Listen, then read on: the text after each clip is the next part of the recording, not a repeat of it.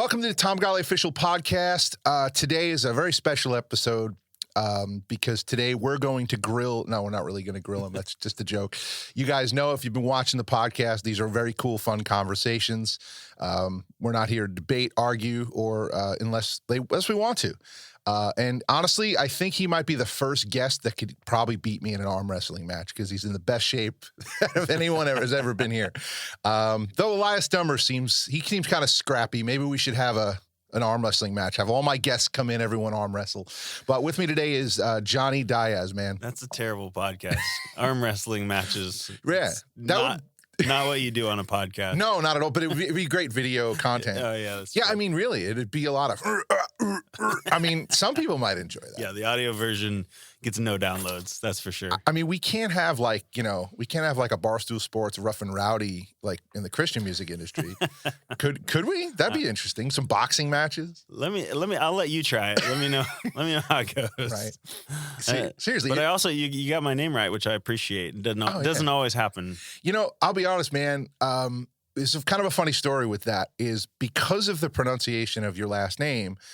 I figured out you were related to I figured out your brother Matt was your brother, and it's the weirdest thing because we had heard years ago like I think it was Beautiful You on the radio, and they're like, that was Jonny Diaz, and I'm just like, shouldn't it be Diaz? And I'm Sure. like, I guess it's Diaz. Wait a minute, there's a guy on the Braves named Diaz. They're probably brothers. Google, they're brothers. Whoa, like. Because that is a very rare, at least for me, it was, because I come from the New York area, and there's lots of Diaz's and Rodriguez's, I mean, and it's weird because it's not Rodriguez, it's Rodriguez, Yeah. and I went to school with a ton of Diaz's, and a band I was a big fan of back in the day. Ska band had a lead singer, everyone just called him Diaz, but and his Goldfish, if you're a old school ska fan, you know the band. They were awesome. But anyway, but yeah. So I mean, first off, you've been doing some big things over the years, but I'm sure it wasn't always that way. I'm sure, just like many, myself and maybe some people who listen to this podcast, who are just kind of starting out as artists, kind of talk about that. Like, you did the indie thing for a little bit, didn't you? I did for a while, actually. Yeah. But back to the name thing, just a funny story. One time I did a concert. I was just getting going, and I was in Atlanta, and so my brother was on the Braves, and people in that area knew him well, and so they introduced me on stage. They actually said, our next artist is actually the brother of Atlanta Braves outfielder Matt Diaz. Give it up for Jonny Diaz. No, that's funny. He can't make that up. Well, and then my other favorite story, my brother got traded. I can't remember who he got traded, and the old famous baseball player Tino Martinez was on his team, and Tino comes up to him on like his first day there, and he looks at my brother. He just goes, Diaz? And my brother's like, yeah, Diaz. And he goes, you gonna call me Tino Martinez? So my brother always called him Tino. That's funny. That is funny. Yeah. I mean, think about it too. Like, my last name is Golly, and no one pronounces it right or can spell it. It's the weirdest thing. I mean, I don't know. How do they say it? They'll say Golly. It's up on the screen that we're looking at. Yeah. But it's let's say Golly, Jolly, Gully. I've heard. Oh gosh, it's been terrible. I've Well, I wondered if it was a real name or like a stage name. Just because is it? It's definitely a real name. Okay, because it's Golly. No, if it was a stage name, it would be. You'd have to be a comedian or something. Give it up for Tom Golly. Yeah, pretty much. I mean, kind of the reason I didn't do when I started as an indie artist, we had kind of, me and the guys who I was working with at the time were kind of like, well, do I do like a We Are Messengers kind of like, hey, like I'm a band, but I'm not, kind of vibe. Sure. And the thing with that, it was like, well, if you ever change it, it's like if you ever try to go and try to do something different with your real name later, it could be harder versus, I could always start a new project later with, my with a band name, and it's easier to rebrand that way or something. But ultimately people are just like, dude, people are going to know who that is. Like if they've heard you, they've heard of you, they're not going to confuse it with anything or anyone. So I went with it. And for a long time, I just couldn't stand seeing my name on anything. It was weird. I just didn't like the way it looked. It didn't look cool. I didn't like the way it sounded. And I think that's similar to when we're artists and we hear our voices early in recordings. We're just like, oh, no. And then after a while, it just doesn't bother you anymore. Right. And you go back, you listen to stuff that used to make you cry because it was so bad. And you're like, well, it wasn't that bad after all. You just kind of mature, I guess. But yeah, man, the last name thing is interesting. And yeah, I struggle because like someone will be like, what's the last name? It's Golly. How do you spell that? And I get frustrated because here in Tennessee, it's like people's favorite word to say. Yeah. And I'm like, you could say it, but you don't know how to spell it. That's weird. But I mean, I guess even autocorrect sometimes doesn't get it right. It's very strange. But so yeah, man. I did want to ask that because I have friends who are professional athletes. Some were with one team. They were there a couple of years and that was it. Never got traded. Never just like walked into work one day and they're like, hey, so we traded you to another state, miles away, got to uproot your family. Like, what's that like? I mean, I know that hasn't happened to you, but obviously I'm sure your brother, I'm sure that there's emotions connected to that are a lot more, a lot deeper than I think any fan can understand. Yeah. Well, my wife has tried to trade me a few times, but it hasn't gone through. No. She tried to trade you? Dang. You know, my wife tries to cut me and banish me from the league. So for a player to be named later. Right. No. So yeah, it is interesting. So from my perspective, there's a lack of, so my brother played for the Atlanta Braves, I think 9 seasons, which is if you back up and have perspective on that, that's a lot of time with one team in one town. But I don't think they ever felt permanent in that town because he never had more than a 2-year deal at any given time. And also you never know, like you said, in the middle of the season, you could be traded. You could walk into work that day and find out like, you're not playing here today. Tomorrow you're playing in Pittsburgh, which is kind of what happened to my brother. So there's they never, as many years as they played in Atlanta, they never bought a house in Atlanta. They always rented like a corporate monthly rental because it would be such a waste of money to sign like a year lease on some place and then only need it for a month, Yeah. So it was always like a corporate rental. They always had their place down in Florida that was like home base. Yeah. And even though they were only there for like 4 months a year, that was home. And then Atlanta was like this is where we're staying for the season. Oh, okay. And so then it just makes it a little easier, when you do get traded. So we ended up playing for Pittsburgh, the Yankees for like just one spring training. And then who else? He was with Kansas City a little bit before Atlanta and then Miami. So he did move around a little bit. And just doing that like home base is wherever you choose it to be. And all these cities are kind of just like temporary corporate rental, like just we're there during the season and that's it. And his wife and kids would be, up and down a lot between Florida, which is really home, and then Atlanta. And so a lot of homeschooling going on, a lot of things like that. So that sounds like they had a very healthy way of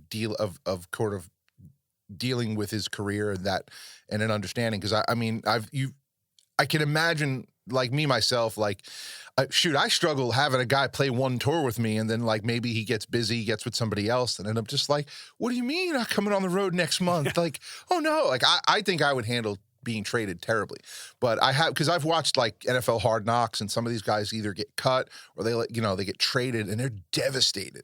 And then there's other guys who are like, oh, who'd you trade me to? And they tell him, and he's like, you okay? And he's like, oh, can I call my grandma? And he's like, well, call her after. And you find out later he wanted to call his grandma because he was so happy he got traded to her favorite team. And it was just like, oh, cool. So that's just an interesting. That sounds like they were very smart in their approach to dealing with that. Because, I know myself, like, man, it's hard to cut ties. It's hard to feel like you're part of something and then you're not. And I can't imagine what it's like for some of these players who've been with a team for years. The team's about to make a big run, win that championship. And, hey, we don't want you as part of it. Yeah. See ya. So you get both sides, right? Like, I hear it from my brother's perspective, but I also hear it from his wife's perspective, which was, less about like the team and their win percentage, and more about like how is the city, like is it kid friendly?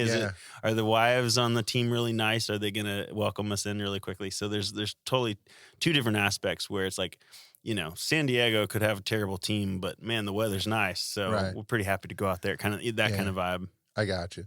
Yeah, it's interesting the way sports is, because like, again, a couple of friend of mine who, like, I had really good friends with a guy who played for the Jets for a few years, and it was interesting being friends with him because I befriended him during like a training camp, and then he got cut that year, and I felt terrible for him. He was amazing at what he did. To this day, we still don't know why he was cut and never signed. He was one of the best kick returners and he had like a record-setting game receiving with them, and just didn't work. But he kind of explained to me too, because it's like, the players are not happy when they lose games or whatever, but at the end of the day, the fans care about it. It's like, we'll lose sleep for months over it, where the players kind of just like, man, that was a bad day at work today. Yeah. And most of the good ones shake it off. Like, and the players aren't arguing about what happened last season, or the players. Learning about sports from the player's perspective actually made me care a lot less about it. Not that it was a bad way. I just had a healthy understanding. Yeah, I'm watching these men have a day at work, and it's just like us as when we go and take a stage. That's the tiniest percentage of what we do in our lives, and it's like there's so much more out there and so I try to like cheer on teams a little different. It's like watching good men working hard, trying to achieve something. And if they do, that's amazing. If they don't, man, that stinks. Move on, Right. And it's actually been very helpful, because I was one of those people, man. I would like get enough, almost like years ago, I'd get in almost like violent arguments over New York Jets football. And, But to counter that, so I think it's what you're saying is very accurate for the majority of teams throughout the year, because the majority of teams aren't going to go deep in the playoffs. Only 4 teams really get deep into the playoffs. Right. And so my brother only made it to the playoffs one time in his whole career, and he says that's the most fun he ever had playing baseball. Oh yeah. And then this year, since Atlanta won the World Series, and that was my brother's team, I asked him, I said, how mad does it make you that you never made it there? And he's like, oh my gosh. He's like, I'm glad I got to even experience that as a fan. Like he was at one of the World Series games, took his son, and he's like, I can't imagine how fun it would have been to play in that environment. So you do see, you see 30-year-old men or 40-year-old men piling on top of each other, crying, doing all these things. So clearly it does mean a lot to them. Oh, 1,000%. But it's like, I think it's what you're saying too about like the teams that are like 500 and like you lose a game that you shouldn't have lost or something like that. Like you're right. The fans care a lot more than the players do. They're just like, okay. I think the only one who might care more than any fans is Tom Brady. Like I think he's still a robot. So like, I still think he wakes up in the morning thinking about like an interception he threw in 2004 and be like, never again. And it's like, I don't know. You see the greatness someone like that achieves. It's like, is it a curse or is it a blessing? I don't know. It is interesting. Like you think about in our lifetime, the GOATs, if you will, the greatest of all. You got MJ, you got Tiger Woods, you got Tom Brady. Are any of them likable guys? If you went to clubhouses and been like, were they nice? Were they likable? Were they like, and none of them really, they're all sharks, right? More or less. Yeah. I think so. And so it just makes me wonder if like to be on that level, do you kind of have to be? Well, I think, this would just be my assessment, because, and I don't mean this as a diss to anyone who's a musician, but majority of the people that are in my circles and over the last maybe 15 years have all been musicians, where all of us carry some level of insecurity somewhere to where we want to be liked. So we make sure we like do things to be liked and accepted. And I mean, and there's nothing wrong with that. It's just, it's just kind of what we're used to, right? It's like we go into a town, play at a church or a place where most people, maybe, especially me as an indie, no one knows who I am. It's like, I want everyone to like me, so I'm going to be a little extra. And, guy like him can just walk in a room. It doesn't affect his life, whether you like him or not. He's, he doesn't need money from you. He doesn't need anything from anyone. Yeah. So he might have this like, oh, hey guys, how you doing? And like, it doesn't matter. He doesn't have to try he doesn't have to try. There's no effort. And I think a lot of people might be like, he just said hi and walked away. He's not nice. It's like, well, he doesn't have to. He's the guy that, and then he's probably so used to people like, oh my gosh, I just hope he'll be my best friend if I'm extra. And then it's like, I don't need this, Right. So I think that those guys just, there's a, I don't know. I think it's almost like, I think that they get a bum rap just because of that. I mean, they probably have to keep such distance. I mean, think about it like this. I mean, it's, I run into this with a lot of the artists like yourself who have done, you've done things I haven't done yet. You've had number ones on the radio. You've been out on pretty huge tours. You probably know people that I wish I knew, right? And a lot of times indie artists want to hit you up and they want to write with you. They want to tour. And there's this level of like, I'm just not going to respond to that because it's exhausting. You probably get a lot of that.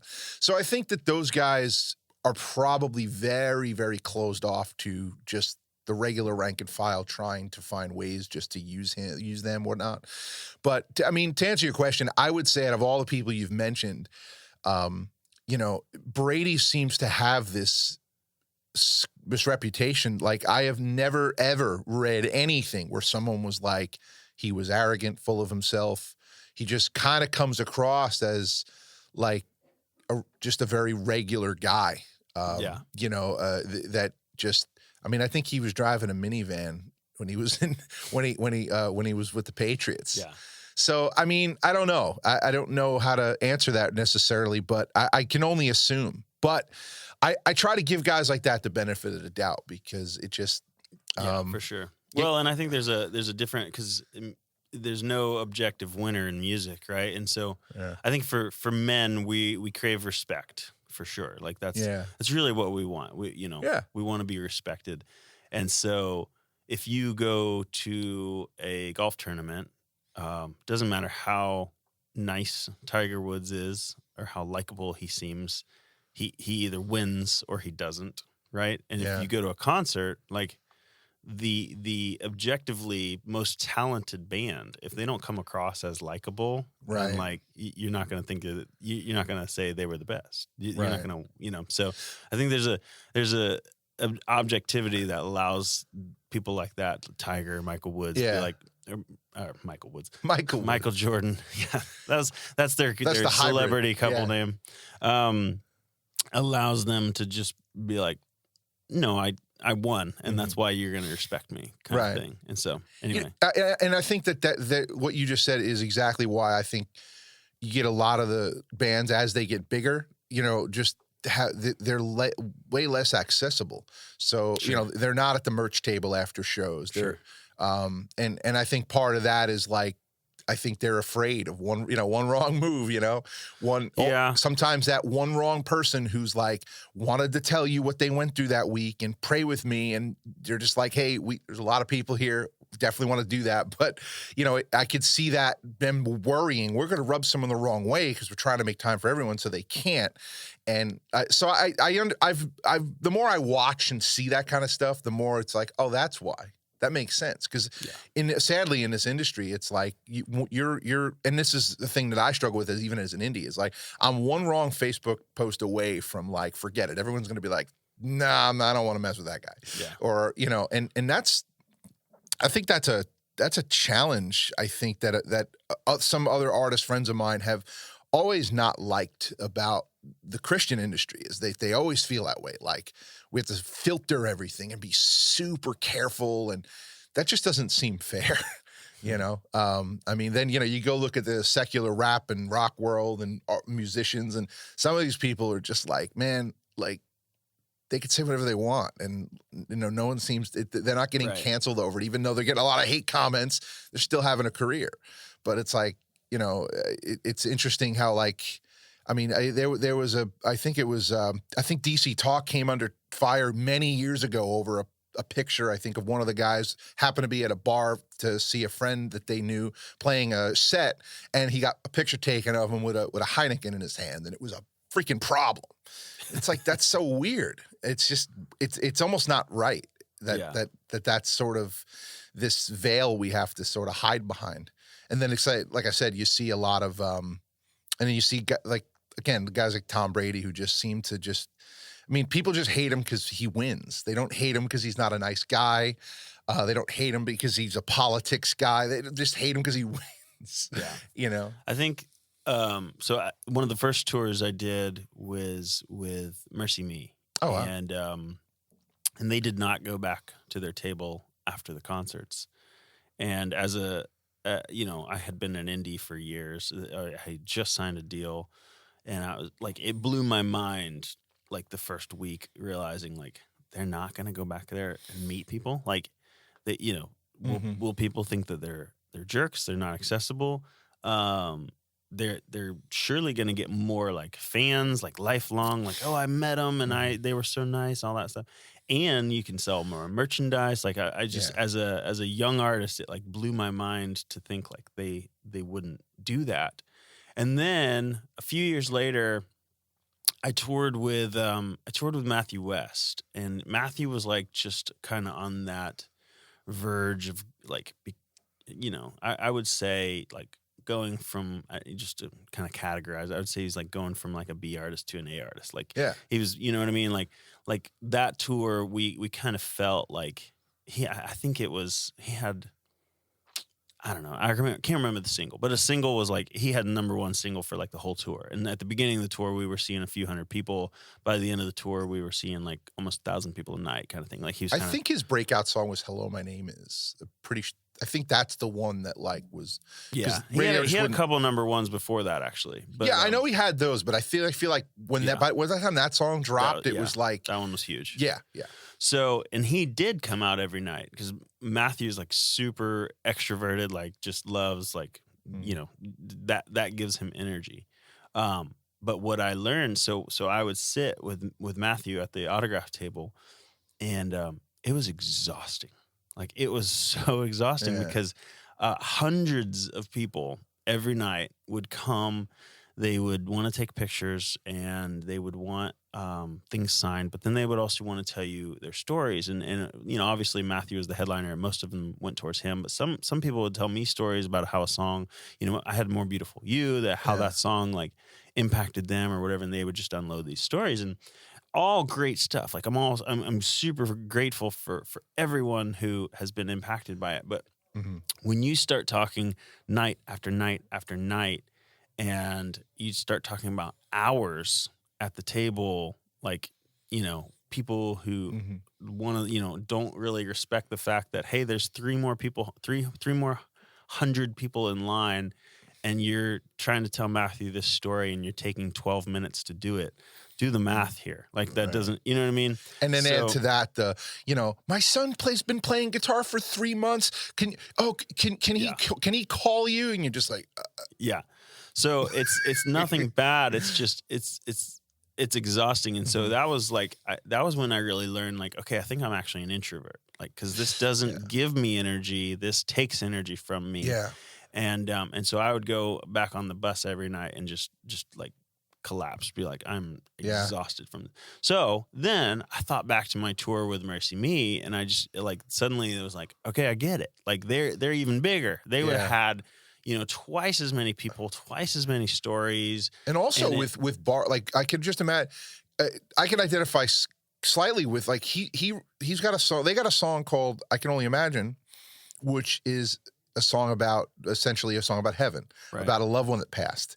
Could you imagine having to hear countless people tell you what a song about a loved one that passed? You're basically talking about death an entire night. Sure. I couldn't do it. Yeah. No way. I struggle. I have a song called Keep Fighting, and I usually tell the story before I play that song. It's sort of like a ministry. It's sort of a mini sermon mixed in with where the song came from, because it's important for me to share like this is why. And it has a lot to do with mental health. I had 2 older brothers that tried to commit suicide during divorces. Like one was really bad. It was on the news, like tried to, nicest guy you'll ever meet, most mild-mannered, quiet, soft-spoken guy, snapped when he found out his wife was dating someone and just lost it. And, you know, it's just crazy. And so none of them are believers. So it's like telling this story. And, you know, my hope is that, you know, whether you're dealing with a suicidal thing or you're just having a tough time with anything, you know, the song just encourages you to keep fighting. You know, you're worthy of love and all that. And every time I play it, there's a huge response. But what seems to happen is people meet me at the merch table and want to tell me some kind of suicide story. Someone come up to me, man, that suicide song was great. I'm like, that's not what the song's really about. It's where it was born out of. But that's exhausting. And like, I'd be feeling terrible for these people who have dealt with this or lost a loved one. And it's like, I couldn't imagine the level that, you know, when you got thousands of people, in some cases, a stadium full of people with some of those guys. It's crazy. It's wild, you know? Yeah. And so I just think that suddenly I was able to think back to the Mercy Me tour, and it made sense because like if they gave that much of themselves to other people that they've never met, I don't think there'd be anything left for their families and their, you know, their spouse and their, you know, just even like their friends on the tour and stuff like that. Like, I think that we only have so much of ourselves we can get, especially if you're introverted and stuff like that actually kind of takes energy rather than giving you energy. You just got to be careful. And so it just changed my perspective to say like, okay, like you're not inaccessible. You're not difficult if you don't want to do those things. You're not better if you do want to do those things. You just got to be, you got to be guarded as far as like, well, am I giving my spouse my best? Am I like exhausted after every run of shows we do and I come home and I'm just, you know, like a couch potato because I'm just so fried. You know, that kind of challenged me. Like, I want to make sure I come home and I'm like ready to play with my kids and be a good husband and do that. And I'm not just like absolutely wrecked needing to recover from that kind of thing. Yeah, dude, you know, and that's actually funny. I was going to ask you this question of like, you know, don't you wish more like people, fans, everything kind of understood the emotional and just mental and physical toll that being an artist, especially going on the road, takes on you? Because I feel like they don't know.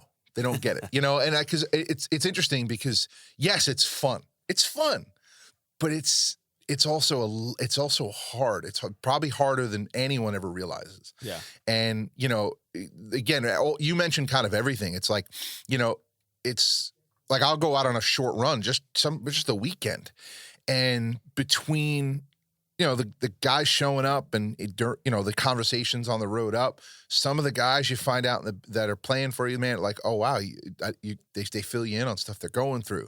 And that takes an emotional toll because you're like feeling that for them. And, you know, you're going through that stuff. And then, of course, travel is hard. And then the people and then, you know, their stresses of, you know, this went right, that went right. And it's and then again, it's that people showing up to, you know, wanting to kind of just take, it's not that they want to take from you, but you end up giving so much of yourself away. And then you come back and then it's like right away to your family. It's like, you know, they're like, hey, we need stuff from you. And you're like, I'm done. I got nothing I need a couple of days. Yeah. You know, I've heard it called, and this is what I call in my house, re-entry day. It's like, don't plan nothing. Don't ask me for nothing the first day back from tour, or even if it's a weekend run, I need a day just to check out. And I can't imagine how that is for people on a much bigger scale. Sure. And that's, I mean, that, and you already kind of talked about how that you've realized some of those things were a bit of a challenge for yourself. Yeah. Well, I've been fortunate enough. I don't do as much anymore. I don't have to, which is a huge blessing to say. But I mean, back in the day, I was doing 100 to 120 dates a year, and a lot of them are fly dates. So you have kind of the day that you fly home, which is pretty much a wasted day. Yeah. And then so maybe 150, 160 days that I'm actually gone. Mm-hmm. And then if you have a re-entry day, like what's left, right? Mm-hmm. You know, so you just can't. You can't. I don't think we can effectively be the husband and father we're meant to be if that's the pace that we're going, and we need, and Right. it's wearing on us in that way. I do about 40 to 50 dates a year now. And honestly, it's just because that's just what I feel like God's still using it. I told God a few years ago, I am ready to tie a bow on this whenever you want. Yeah. And he hasn't done that yet. Yep. He's still using it. He's still allowing me dates and giving me songs and opening up doors. So I'm going through them, but it's definitely in a completely different pace than it was when I was getting going. So I moved to Nashville, to I moved to Nashville. I didn't have any songs written. I kind of came here going, okay, well, I've done all I can do back home on Long Island, doing what I was doing. And just God clearly was like, and I'll spare you the long story that led that, but it was like, came to Nashville and kind of hit the ground running. And, by like year 2, I was at least going out doing 25, 30 shows a year for a no name that no one ever heard of. Like that was working, Yeah. And then finally, like 2019, I was just really starting to catch on to where, I've played so many. I had a guy in here who has another podcast called You Can Make It in the Music Industry. And he was even asking me, like, how have you gotten on main stages like that don't usually put indie artists? I go, I don't know. I either went, hey, here's my music, this is what I do, I'd love to play your festival, thinking they'll throw me on the side stage. Nope, we're gonna give you a mid to early slot on with the Newsboys. Like, okay, are they sure? Like, I almost want to be like, are you sure? do you know who I am? And so anyhow, it's like great, like things were going good, and then COVID comes and ruins the world on me. Like everything I had going, done, canceled. Yeah. And then it's like, then I went through some stuff during COVID. And I think a lot of people did. Relationships kind of failed through that. And, because I think COVID sort of forced a lot of us to look at a lot of things differently. And so I just sort of went into like this dark place during COVID and just never really came out of it. And then when I came back to it, it's like 2021 came and I'm like, I'm good. I came, I saw, I've had people tell me, dude, you're too old, you're too New York, you're too this, you're too that, flat out have had, flat out had a record guy or an A&R guy tell me like, well, you're too adult sounding and we're just, everyone's looking to hit youth now. So yeah, I just don't see a future. It's like, oh, thanks, man. Appreciate that. I fully disagree, but all right. Yeah. But it just became one of those things. I'm with you where it was like, I'll go to God and be like, hey, can I be done? It's like, then I started this podcast. I started a few other things, and I'm like, oh, cool. God's taking me in this direction. Yes. And then all of a sudden, got an email. Hey, man, are you available for a show in Indiana? Like, yeah, sure. Okay, I'll do it. And then, oh, hey, can you be part of this festival next year?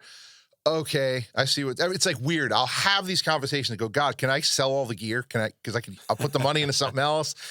Some great opportunities out there. Let's do this. And then the doors open and it's like, oh, I see what's happening.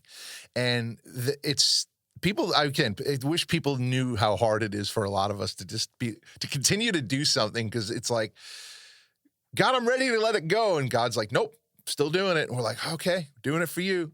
Yeah. And that's been a struggle for me as an indie artist is I feel like, man, sometimes the juice doesn't always feel like it's worth the squeeze. Yeah, for sure. And that's because I kind of came to this spot about 2 years ago where I'm like, man, if I was to put the same amount of energy that I put into this music thing into a business, I'd probably be a millionaire. My family would have, never have to ever do without anything. And I'd be home all the time. Like I would never have to miss anything. I've missed softball games. I've missed even things that seemed trivial meant the world to my family. And I'm like, well, I got this festival that weekend, so I'm sorry. And it's like, it's frustrating. Yeah. And then I don't know about you, like, and I'm sure because with some of the songs you have, the message in your stuff is definitely stuff more people need to be hearing. But it's like, you go out and maybe that one person's like, man, that song saved my life. You're like, well, now I got to keep doing this. It's working, you know? It's like, forget the money. I don't even care about that anymore. Like, forget bills, forget anything. This person said this changed their life. I got to do this. Yeah. And it's so weird to find that balance between family, the business side, and the ministry side. Because a lot of times the ministry side's crushing it, but the business side is like, this isn't working. And another side, and sometimes it's like, man, I don't know if people are connecting. I don't know what's going on, but the business side's working. And it's that there's such a balance that could drive somebody mad. Yeah, for sure. It was interesting during the biggest, the COVID lockdown stuff of 2020. Nowadays, from what I'm hearing, it's really hard for artists to find players and like qualified like lighting guys and sound guys and everything, because all those people suddenly were home for an entire year and realized this is nice. This is nice. Yeah. I like being home. Yeah, I ran into that too. I had a yeah. couple festivals where I'm like, hey, I need a drummer. Most people were just either not willing to leave town. I'm just like, yeah, I'm not going out of town. And if they're willing to leave town, they're like, yeah, I would need a ridiculous amount of money. I'm like, well, I'm not even getting paid that. Yeah. What are you, insane? Yeah. But I think that's, it can be a healthy thing, right? Like it can be like this course correction where people realized the truth that they were kind of blinded to, of like, maybe I do need more money to be away from home, or maybe I don't actually want to be away from home, or maybe I do and I don't care. I just loved being out there and doing this. I think it'll probably bring people to their truth for it. In a good way, for sure, in the long run, but it's not without its hurdles, for sure. Yeah. I mean, and for me, like, even though a lot of negative stuff happened during COVID, I mean, I even did I did an acoustic tour, and that was fine. Only, a couple of relationships got kind of ruined through it, because, I had a couple people who were like, who I was close with, who were like, dude, you shouldn't be touring. You shouldn't go. What you're doing is hurting people. Like, they had this belief that, like, we're supposed to be locked down. You can't do this. It's like, well, and we fully disagreed on it. And they're like, I can't have you in my life anymore. I was like, what? And, and that was a really tough tour. It was a strange vibe out there, because, people are there, but even you could tell they're conflicted of like, should I even be here? And it was, and then we had people who were like, hey, instead of getting you a hotel room, can we have you in a host home? And I'm like, well, okay, maybe we'll do the host home thing. And then it's like, great. And then they invite 20 people over, and then we're like, wait a minute, we're not supposed to, no, we have 5 more places to be. We can't do this. This isn't right. Yeah. And it was a tough tour. And as a result, there was a lot of disagreements internally with me and my crew on like what we should be okay with, what we shouldn't. And I mean, I've lost friends over doing this thing during that season. And it's just people that were like my family. Yeah. And it's the toll it took was like, man, but I've learned how to take a little bit of a grateful heart on it, because, man, I learned a lot during that season that I think that I'm starting now to see the fruit of. It also, that season, man, COVID, it brought to light issues with my marriage that needed attention, that had COVID not happened, never would have, never would have been a thing. Sure. Because there's so much space you give each other. And then when you're just constantly around each other, and then these things are starting to realize, wow, there's a problem here. We deal with that. There was a lot of issues just with me as a person. Like, man, I kind of should focus on this. And so I'm just grateful for it, because I think that my marriage is better for it. My life's better for it. And we all had to learn how to do some tech things, I think, that maybe we didn't before. And I think a lot of us came away with a skill set. Myself, just doing some editing. I learned how to process vocals and do some things at home that I used to have to pay people for. So I learned that. But the struggle for me was thinking, we were hearing words like new normal. And I really lost, I kind of lost my mind with that, because I remember calling a really close friend and being like, dude, if this is the new normal, like, God tricked me. I felt seriously, like, when that was the vibe of this is the new normal, I'm like, God tricked me, moved me to Nashville, told me I'm going to do this thing, and I'm going to be going out on the road. And because I love the stage. I love going out and meeting people. I love travel. That's what my favorite part of this. like some people love the writing, they love the studio. I love the stage, and I love the before and after the show with the people. That's my favorite part of this. And now what? I got to be a YouTuber? Like, if I want to do this, I have to do this on a screen. And no, it's not enjoyable. And if anyone says it's enjoyable, I think they're lying, because it's just not. It doesn't feel the same. It's one of the reasons I do this podcast in person, because I don't think these conversations would be the same, And that was really challenging. So, like, for you, talk about that. Like, what was that season like for you? Were you doing online stuff?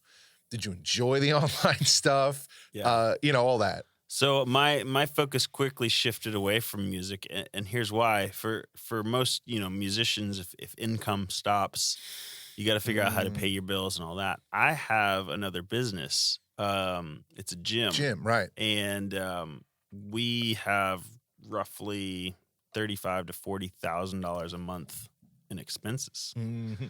And so not only was it like how.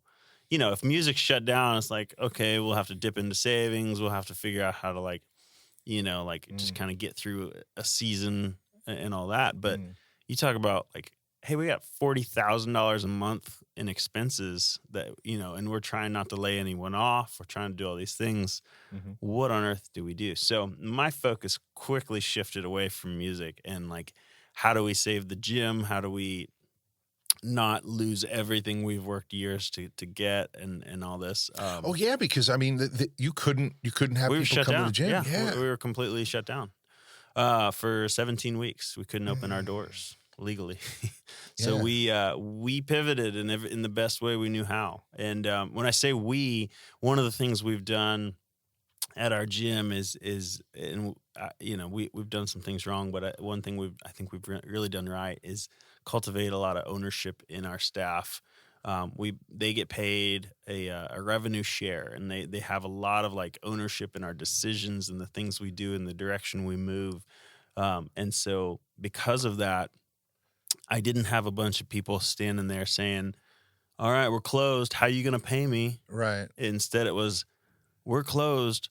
We got to figure out how to make some money. So for the Shark Tank lovers, so essentially it's kind of like they have like advisory shares almost, right? It's just, it's very much a team vibe. Right. And the reason for that is because my wife really feels called to be mostly a stay-at-home mom with our 3 kids, and I still do the music thing. So I'd be a terrible business leader if everything came down to me. Right. And if everything just comes down to hours and time, then it's different than having people that really invested in what you're doing. Right. So, asking people to do extra can only benefit the business, therefore it benefits them. That's a great business model. Right. And so we're like, all right, we'll do Zoom classes, we'll do online videos so they can do it whenever they want. We started making 3 videos a day. We made a workout video, a recovery video, which was some kind of like yoga or stretching video. Yeah. And then we made just an entertaining video every day.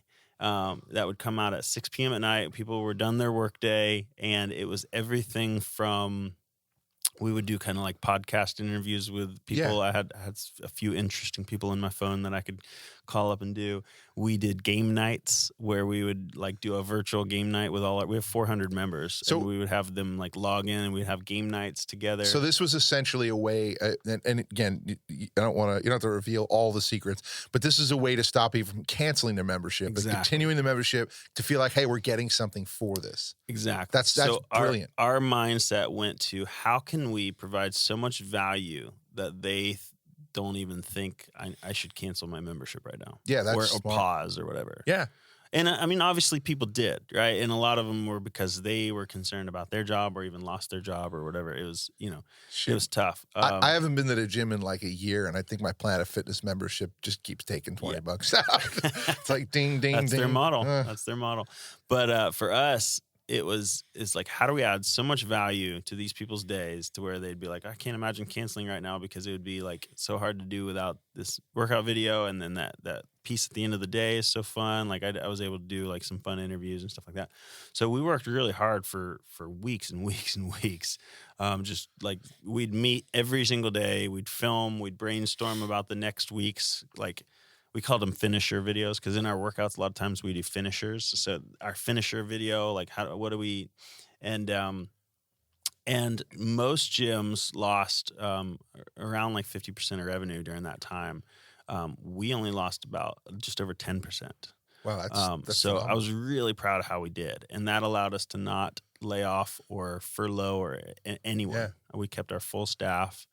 We were able to, keep everything rolling, and then obviously, what was actually harder was when we opened back up, because here's why: because we were finally allowed to like open our doors back up, so we like taped off squares for everybody to stay in, and we had very limited capacity because that's what Metro was telling us to do. That's what the CDC was telling us to do. All these things, and that was just a tough time. I'm a people pleaser, and no matter what decision I made was going to tick off a lot of people. Yeah. Right? Like I had people saying, "You're moving too quickly. You got to slow down." Yep.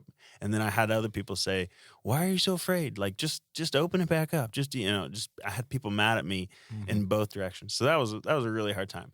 So we actually had more people put their membership on hold when we reopened. Wow. Because they would say like, "Oh, you only let 10 people in a class. I couldn't get into the class I wanted to." Or I come because it's so social and I don't like being in a square away from other people. And so like I was like, goodness, we're finally back open, and we shouldn't be losing members now. We should be getting them back. And so that was hard. But we have clawed and scratched and done a lot of really good things. I'm super proud of our team and of our gym and everything.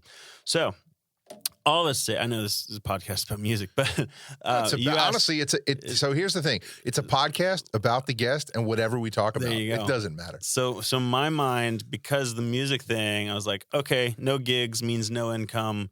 I can live with that. But for the gym, it was like no gym means $40,000 a month in expenses. Yeah. I can't live with that. You know. So how do we? So that was where my mental. I mean, that's went. sort of I don't want to call it a nice thing, but music is sort of the thing where, like, if it stops, the investment stops. Right. So it's like, okay, nothing's coming in, but nothing's necessarily going out. Necessarily. I mean, I don't, maybe you have a management situation that's different or little things like that. But typically if if the income stops, the expenses stop. Sure. But when you own a business, there's still rent. There's still, these marketing plans and all these contracts that you still got to pay no matter what. And that makes a lot of sense. And, you're one of many artists that I've talked to that, the music thing is not their thing. It's not the main thing. Yeah.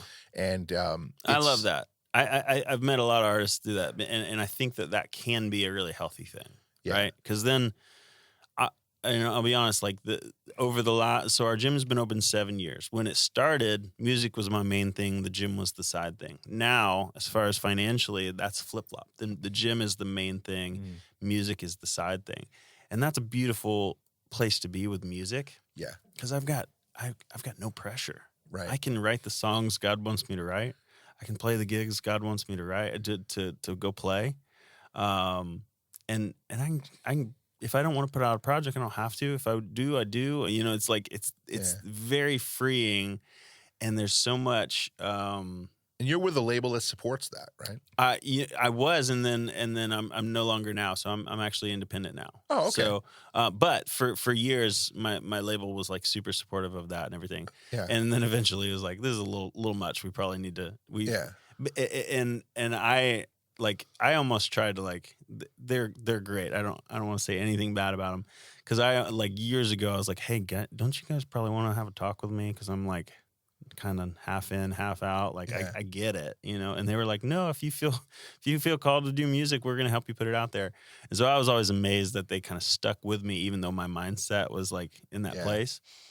So eventually they're like, okay, you're right. Like we probably need to really focus our attention on somebody who's like all in and going to do this. And I was like, I get it. No hard feelings. So, so as of recently, I'm kind of on my own trying to figure out what my next steps for music are. I don't know if I want to shop to other labels or not. There are advantages and disadvantages to both sides of it. I did it for years without any label. Yeah. And so I'm not afraid of that necessarily. I've been my own manager for years now, Oh, and wow, so okay. I kind of like just run a lean ship as far as all that stuff. Yeah. So yeah. It's interesting because like I've had label artists tell me like, dude, you need a manager in order to get you to the next level. Only a manager can get you in conversations with those people. And it's like, okay, cool. But every manager you talk to is like, you know, just like, yeah, I got too many people on my roster. I got too like they can for barely sure. deal with what they got. It's just an interesting thing. And Yeah.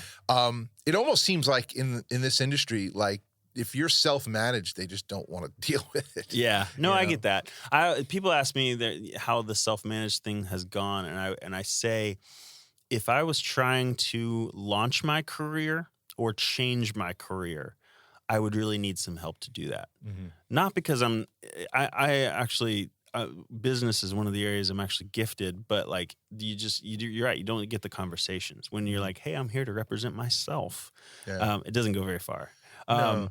But because that hasn't been my goal is just to kind of respond to whatever God has put in front of me. Yeah. I can do that as my own manager. I can say yes or no to the show offers that come in, and I can say yes or no to like the label when they say like, we need a photo shoot, how do you want this to look and feel, and be like, oh cool, I'm the guy to talk to here. Right. So well, I think what it is and you strike me as someone similar to myself where, if I sat down with somebody, obviously, okay, I'm the product, right? I'm the product that you want to sell. I Sure. get that. Okay. So if there's something about this product that you feel like, man, we don't really like that, how can we fix that? I get it. I'm not going to take it personally. It's a business, Okay, cool. What do we got to do? Yeah. I mean, you're very similar to pro athletes. Pro athletes are going to be like, listen, man, you kind of came into camp, a little overweight. We need you to deal with that. Okay, Sure. cool. Let me get with the trainers. Let's do this. No one's crying. No one's hurt. No one's yelling about it. And I think that that's the fear that they have dealing with someone yourself. They're like, oh no, this is going to get crazy and emotional. And it could, but not, I mean, we had to, you have to have an understanding. Yeah, we had a code. So I would deal a lot with my A&R guy and the music marketing guy who radio promoter, and they would say jokingly, I need to talk to your manager, which meant like, hey, we need to have a tough conversation. Yeah, you know what I mean. Like these are things I would normally not say to an artist. I would say to a manager. And so we quickly learned, like, okay, you have to be able to talk to me like a manager. Totally. Because, they never say anything to, if a single is flopping, they don't say that to an artist. They say that to the manager, right? So they had to learn, and it took probably a year or so for them to like, hey, I need to talk to your manager. Okay, I'm listening through my manager's lens. I tried that with a festival once. This festival put me in a lineup, and I just didn't really like the placement of where I was logistically. It mainly had to do with the logistics of the day. It's kind of like, man, just putting me on at that time. We're coming up the same day. That doesn't work. But then I asked him, I go, can I put my manager hat on for a minute? And he goes, oh, sure. So I told him, well, if you look at, and again, I regret even having this conversation with the guy, but I thought I was doing what a manager would do, which is, well, if I look at your roster from the top down, I should kind of be more toward that headline. I mean, I'm not the headliner, clearly, who you got should be there. And then the person you got before that, I should be maybe like, 2 back from the headline. It's where I should be. Sure. Man, that turned into like, this, it's an audience of one and all that kind of stuff. And I'm just like, whoa, hold on. I told you I'm putting my manager hat on, okay? Not talking to you as the artist right now, okay? And dude, I got an email like an hour later. They booted me off the festival. It was weird. I'm like, wait, hold on. Because, he even showed me afterwards, like, no, it's fine. I understand. Yeah. So got him on the phone, was like, listen to me. Told you I can make it work. It's not a thing. Okay. I was like, these are sometimes the hard thing. I asked him, if I had a manager and he called you and had the same conversation, would you still have kicked me off the festival? And he's like, you know what? You're right. I probably wouldn't have. I go, that's what I'm talking about. Yeah. I'm self-managed. This is the struggle I have to deal with. because a manager, is at the time I had someone coaching me as a manager, and they weren't making calls for me. It was just more of, this is what you should do. Well, I ended up fixing it, and it was great. And we gave each other a big hug when I met him, and it was like, hey, sorry about that. Me too. All good. And it was a great time. And I still have a great relationship with him to this day. But it was like, man, that self-managing thing is so hard, because sometimes the other person can't separate you from that role. Yeah, absolutely. So that's great that you had people who understood that too. Yeah, it took a little bit. Yeah. Yeah. And again, if I was trying to launch or change my career, I think you need a manager. When I was indie, before I actually signed with my first manager, I created an email address. Yeah. That was quote unquote my manager. My middle name is Adam, so I think it was like Adam at JonnyDiaz.com. I was mentoring a young artist during 2020. Yeah. And I had this exact conversation in a co-write with one of my fellow co-writers. And, we both talked about our quasi booking guy, It was, I never lied, but I just said like, hey, I'm helping out Jonny Diaz with this, blah, blah, blah. You'll deal with me through all the logistics. Yeah. I did the exact same thing. Maybe I did lie. I don't know. I did the same thing. It was, hi, this is Michael, which is my middle name. Yeah. And then I would sign it as, I'd sign all my emails as Michael G. That's it. Michael G. And, again, we've all done it because it's necessary. Yeah. If you email a festival as an artist, it might get ignored. You email as a manager about this artist, they go, oh, what's this? The perception is weird. Well, like I was saying, this artist was so appalled that Christian artists would do this. And meanwhile, me and the other artists were like, yeah, it's what you have to do. It's also a veil of protection, because if you're the artist going, I'm sorry, I can't do the show for that much money that you're offering, and you counter, you don't look greedy. Also, it gives you the ability to step back in, reach out as yourself, going, hey man, I know you talked to my manager, we will do it after all. And you look like the hero. There's a lot of little things that this can benefit you. Sure. And it's just a necessary, the business side sucks. It just does. And it's what we have to do sometimes. And man, this girl was like, she wanted, like after that, wanted nothing to do with either of us. Because it's like, oh, that's so terrible. It's like, wow, okay. If you think that was bad, maybe this wasn't a career for you then. But it's, and I'm glad, it's actually really refreshing that someone was willing to actually admit that publicly. Oh yeah.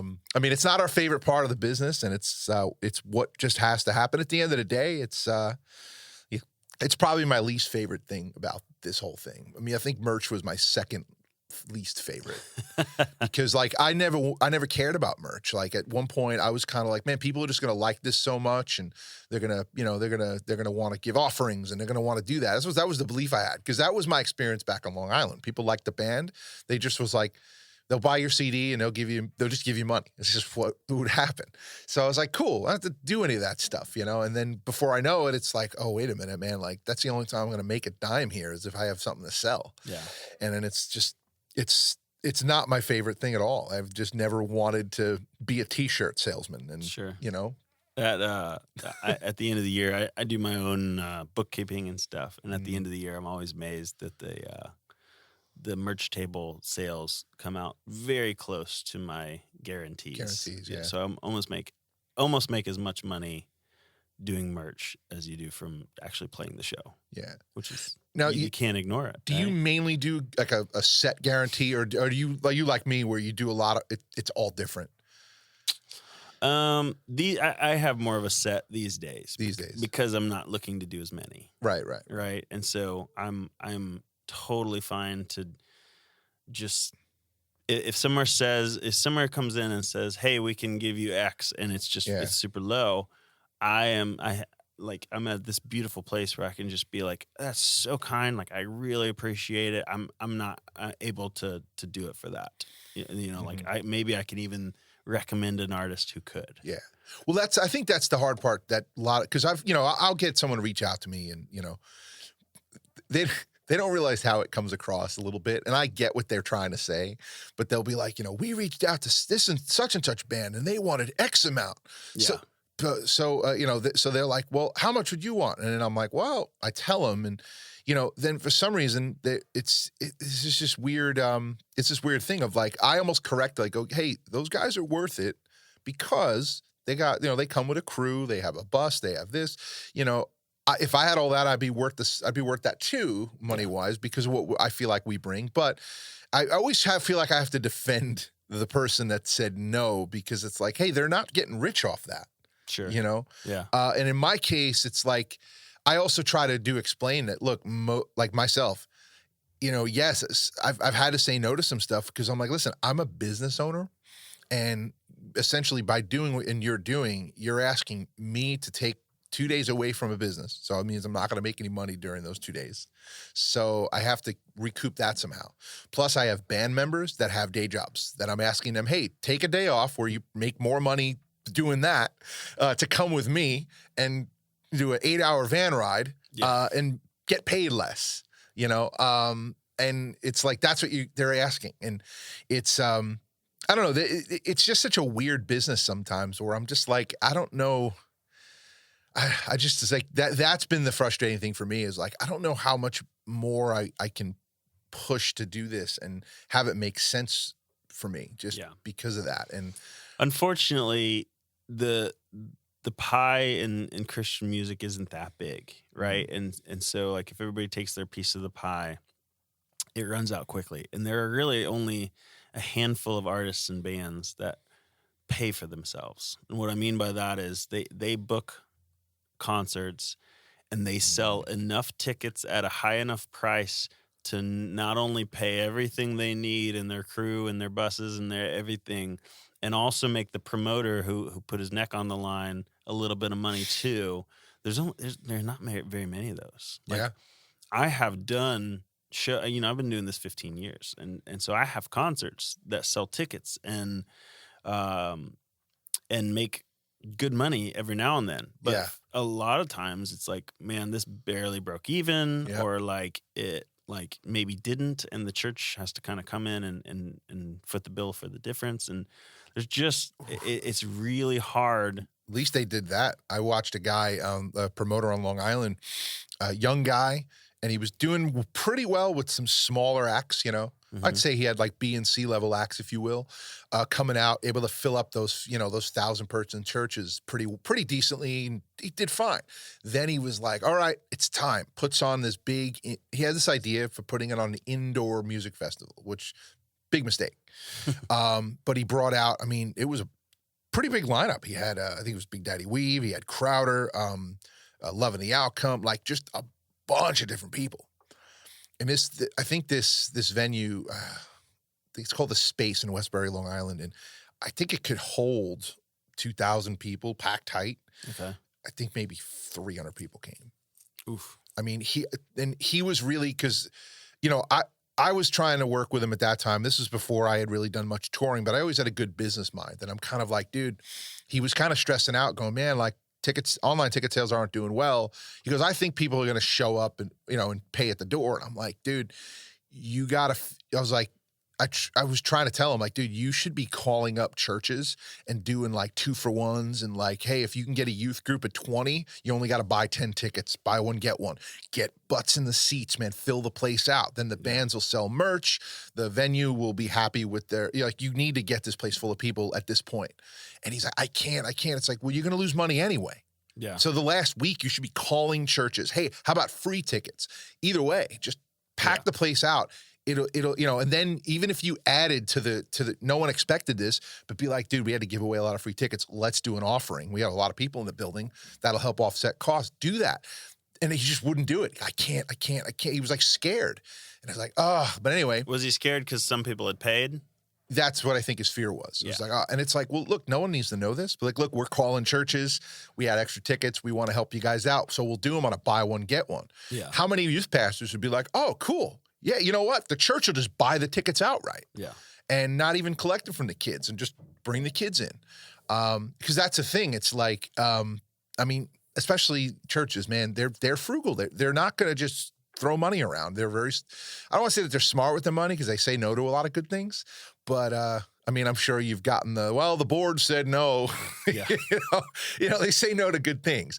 And but it's like that that youth pastor going, "Hey man, I got these tickets. You want them? Like this is what I'll do." Well, we have a small youth group right now. Tell you what, man, if you guys guarantee you'll come, I'll just give them to you. At that point, just hit the phones. I was willing to set him up. I mean, I had 5 guys, all with phone experience, willing to cold call just to help him fill the place. Wouldn't do it. But anyway, all that to say, like, he told me literally, like, I mean, he was like, I was worried he needed to go to the hospital at the end of that day because he was just like, he's like, I was ahead this year and now I'm in the red big. And it's just like he took a huge gamble and lost. Yeah. And I played terrible. a show where the promoter had to leave to go to the hospital. It's so sad. Yeah. It was with, who was it? It was myself, JJ Weeks band. I love JJ so much. He's such a good dude. Aaron Schust and Mark Schultz, I think. Wow. We were brought to this thing, and I don't know what happened. Like, that group alone, if at a decent ticket price, should get like 600 to 1,000 people easy. And something happened. There was like 20 people there. Hey, thanks for tuning into the podcast. I hope you're enjoying this episode. If you're watching on YouTube or listening on a streaming platform, please be sure to subscribe, like, or follow so that you can stay up to date with the latest episodes. Also, drop some comments or feedback in the comments section. We'd love to hear from you guys. Once again, thank you so much for the support of the Tom Golly Official Podcast. And then... So that's a lot of weird festivals I've been to. So I'm hanging out with JJ Weeks band because I'm there solo, and their tour manager comes in. He goes, "So I went to go see if I could get the check from the promoter, and he's not here. He had to be taken off in an ambulance because he thought he was having a heart attack." And it was so sad. It was that same deal where he just realized the mistake, the mess he was in. Yeah. And something had gone terribly wrong in his marketing or something. I don't know. Clearly nobody knew about it, but yeah, it happens. That happens. I mean, I did a thing up in Iowa. They had it huge. I mean, it was set up huge. I mean, they did it, I mean, The stage was amazing. They had, I think it was Chris August, Zealand, Phil Joel, and myself, and probably about like a dozen other indies trying to come up, and it was really cool to what they were trying to accomplish. So I talked to the guy. I really didn't know anything about it. I just knew that, I submitted to this festival. They were like, "Yeah, man, we love what you're doing. We'll have you come out." We get there, we're sound checking, everything's great. So I talked to the guy. I go, "Yeah, man, how many people are you guys expecting?" He goes, and then I'll never forget this because this has become the lingo that I often hear and go, and when I hear it, I go, "Oh no, we're believing for 5,000 people," and I'm like, what does that mean? Yeah, I don't know what that means. Well, I mean, there was like 15 people there when I mean, I think by the time like Chris August went on, there was 45 people. Yeah. And his set made it 3 songs before the rain came. Oh. And that was it. It was just like everything terrible. I just was like, wow. Now, what's amazing about this, the guy who put it together was somehow, some way he got almost everything donated. Oh, so he didn't lose a thing. Yeah. Now, I mean, I do kind of feel bad for the sponsors because obviously what did they get out of no one coming? But, and yeah, I hate to sound salty. I hate for this to sound like we're dissing the fact that nobody came because, yes, audience of one. Yes, those 15 people were who was supposed to be there. Of course, that goes without saying. But on the business side, on the juice being worth the squeeze, it's tough to justify, like, hey, like my daughter, I missed your softball game that you got, you went 4 for 4 and had, a triple, a single, and a inside the park home run. I missed that to play in front of 5 people. Right. It's hard to justify that when they'll see pictures or video on Facebook and be like, nobody was there. Yeah. You chose that over me. Whereas I think they can justify if there was a sea of people and they're like, oh, wow, I see what, that makes sense to them. Sure. And that's where the struggle sometimes comes. And and you see it a lot where people don't have any experience and they feel called to do something. And that's the hard thing, right? Because if they said, I felt called to put on this festival and I felt called, that God gave me this vision to do it. And it's like, oh, that's hard to speak against. But I also know that God gives us wisdom, discernment, and also calls us to be good stewards, right? And so that's another piece of this. Like the way they ran that one, they'll never be able to do it again. Yeah, and that's the shame because failure is the route to success. So it's like, okay, this was a failure. What did we do wrong? Figure out what you did wrong and fix it. Right. And a lot of times they wait till a month out, and that's when they promote. They should be promoting this thing for a year, and from far away. And also I feel like a lot of these festivals make a mistake. I've even said to, this is just as honest as I can be, I said to a festival promoter once, you made a mistake booking me and and 12 other bands at my level. Yeah. I'm like, because we're not going to draw one A-level artist. One A-level artist, Yeah. and a couple of local, even if you do some research, find a mega church with a killer worship team and be like, hey, I would love for your worship team to do a set. Financially, build your thing that way. And then as you grow it, maybe you can afford an A-level and B-level band. And then, you know what? Cool. I really want to support indies. So throw some of them in there. That's cool. But thinking that, hey, we got to, because you'll go on Spotify and see, I got some songs with 300,000 streams. I have 10,000 monthly listeners when I have active, pretty fresh music out there. To them, that's like, wow, they got fans. Not really. Playlists don't equal fans. Yeah. Sadly, it's sadly something that we have a lot of us indie artists have used to justify, look how good we're doing. We have this. Meanwhile, it's like, well, if I'm in the middle of Indiana, do I have 50 people that'll come? Right. I don't know. I mean, I do have some places where I know if I go back to this church I've played at before, 150 people are coming because they loved what we did once. Sure. And they're going to like it again. I'm sure they'll come. But these festivals often make this mistake. And they have this dream of being like those old school Ictus festivals or, Life Fest up in Michigan is gigantic. And it's interesting. They did that here in Nashville. I don't know if were you part of that? The one here in Nashville, Life Fest? No. And when was that? That was in August. I think it was August.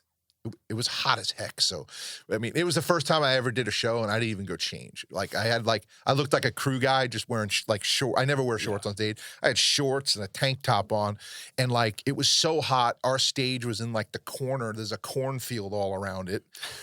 And there's just a lot of heat that comes off that. Plus it's in a tent. So it was just one of these side stages, and most people just weren't venturing to. It was so far from the main stage area. And is that what they were trying to do? It's like, oh, after main stage, hey, we got this guy playing over in this stage. It's about a mile away. Yeah. And it's like, so I'm just like, wow, I don't even care how I look right now. Did our set, almost died. It was so hot. But anyway, it's like, that was not well attended. And they really worked hard to promote it. And they had a lot of well-known people. Don't know why, it just didn't catch on. And I think that the way they marketed it, I didn't hear about it much on Way FM. There was a lot of stuff I just didn't hear about, and I don't know what makes a festival work anymore. Yeah, I don't really do festivals. Yeah, honestly, I do them because as a nobody, it's like it looks good on the resume, especially when they're willing to put me on a main stage. Sure. Typically now, if it's like, hey, we'll put you on this side stage at 10 o'clock in the morning, I'm not going to bring my band. I'll just grab one of my guys and he plays acoustic, I sing, and we have a little fun. But I mean, I would do anything to be at your level where I probably don't need the festivals. Well, what I've realized is what I do well in music is a storyteller, both between the songs and through the songs. Yeah. I'm not a flashy vocalist. I'm not a shredder guitar player. But I can tell some stories, right? Yeah. And so those work as long as you are in a good listening environment. Yeah, and a festival's not that. Festival's not that. Here I am playing after the band that uses pyro, and it's just me and my guitar trying to tell stories. Yeah. And so, years ago, when I had a manager, he was like, "All right, so we got this festival offer." I was like, "I don't know if I want to do it." And he's like, "So, I mean," he's like, "But it's the big festival promoter. I don't think we want to just say no." I was like, "No, we don't have to say no. We just charge full price, and they won't do it." Because that's the thing. They always try it, like, unless you're the headliner, it's like, "Hey, there's going to be 5,000 people there, so you're going to do it for a third of what you normally do." And so back then I was like, all right, I'll do festivals, but for full price. And since then I maybe do one a year just because they don't like to pay full price kind of thing. Right. Yeah. And I get that. I get that. It's I mean, again, for me, my biggest issue with a lot of the festivals are like, especially, I show up and it's like, oh, cool, everyone's got a trailer, but we don't have a trailer. So where are we supposed to hang out? Yeah. Over there. It's like in the sun. There's on a tree. It's a picnic table over there in the sun. Like, oh, okay, thanks. That'll work. Then we've had festivals like we played One Fest, and man, like, we had a cart. Like they drove us around in a golf cart everywhere we went, and gave us the air conditioned trailer. And it's like, all right, like you feel like, yeah, I'm doing stuff now. Got a taste of the good life. Yeah, it's the good life. It's what it's like, huh? It's funny. But the indie life is tough. And so it's clearly you've eaten from both sides of the apple. And I mean, would it be fair to say that a lot of other artists that I know have eaten from both sides of the apple, and most of them sort of miss they kind of miss when it was more about fun, when it was more of a journey up than it is maybe a journey down, or just sort of like, well, it's just where it is now. Do you miss any of that early stuff, or are you back to kind of doing it that way so much that it feels like home? I really enjoy where I am now. Okay. Because I mentioned, like, I for the first time, I just don't feel any pressure. Yeah. Right. Like I don't. And, it's not. There's nothing riding on it. It's just because I feel like God wants me to do it. Yeah. So that's a great feeling. I had fun coming up. Like I would, I very rarely do anything with a band anymore. Mm-hmm. It's mostly just me and my guitar, and I go and I tell stories, and I'm very comfortable with that. I feel like I can do that well. But when I was coming up, it's like, well, we got this, festival slot, so I need to provide a band so that we can kind of compete. So I miss like the camaraderie of like traveling with a band and the fun of like getting to make fuller, bigger sounding music in that way. But there's a beautiful simplicity to what I'm able to do now, which is literally, I mean, I just played down in Florida. I played 2 dates, and just me and my guitar, and I just go take a flight and kind of do my thing, and then head home. And I don't really have, there's no gear to set up. It's super simple, and I still feel like even through the simplicity, God can use it, and He does, and that's a fun spot. So was there ever a time that you went through where you didn't think you and a guitar was enough, so you had to have this band and all these other things? Was that ever like an issue for you? No, because again, where I saw myself doing well was through the stories, through the connection. Gotcha. And so in some ways, the band stuff actually became more stressful, because I'm like, we're a band, we're practicing, we should probably work on some cool transitions, and like, how do you go from one song to the next? How do you set up this flowing set list and all that stuff? And after some of those, I'd just be like, man, I missed like the ability to like tell this funny story here, or to like tell where this song came from here. And so I do a lot of talking. I don't know if you've seen like Jason Gray live or anything. I kind of do that thing where it's like I talk as much as I play, and it's just kind of like the stories behind the songs and everything. So the band thing never felt like it. No more people came, right? Because if they're saying Jonny Diaz is coming in concert, they don't say Jonny Diaz with his band is coming in concert. They just say Jonny Diaz is coming in concert. It's a $10 ticket, whatever. So you sell just as many tickets, just as many people are there. Yeah. Will some of them be disappointed that you don't have a full band? Maybe, yeah. But then I see it as my job to like win them over. Yeah. right? Like it's that challenge. Yeah, because probably about like gosh, it's going back like 4 years ago. I hit this moment where I was finding myself competing with other indie bands and artists. Like essentially, it's like, well, they do pretty much the same thing I do: show up with a band and play some songs, mix some worship in. Okay, how do I bring what do I do to set myself apart? What do I do to be like, wow, what you have is more valuable as a show, as an experience? So Pyro. I built. Well, I didn't do Just pyro, kidding. but I built this lighting rig that if you've seen JJ Weeks, like it's kind of like a like he has a sick setup. I mean, Yeah. now he's got LED walls and stuff, but just prior to that, he had really sick lighting. It was very similar to that, just scaled down a little bit, Mhm. little easier to put in a smaller trailer and everything like that. And I had built that, and like I had this thing where like, man, I wouldn't play without it. Like it was just a festival. Like, oh, if we're coming to your church, this is what we need to bring. We need to have this. We need this, and it worked well. People did like it, but what it took for me to kind of start to go. Like, and I realize now it was big time insecure thing. Just me, I just didn't feel like I was enough. Yeah. Like it was like, oh, I think I sing okay, but all this other stuff, the show, this is just going to win everyone over, and this will be killer, and it was. But we had power issues one night, and essentially just couldn't use any of it. And I mean, it was so bad that we ended up having to it was just 2 acoustic guitars and a mic. Like even he'd hit the kick drum and the subs would blow the breaker. It was like, okay. So he just kind of, he sat at the drums and just lightly tapped them and did some stuff. Well, we just had 2 acoustic guitars and me singing, and we actually had people, bless their heart.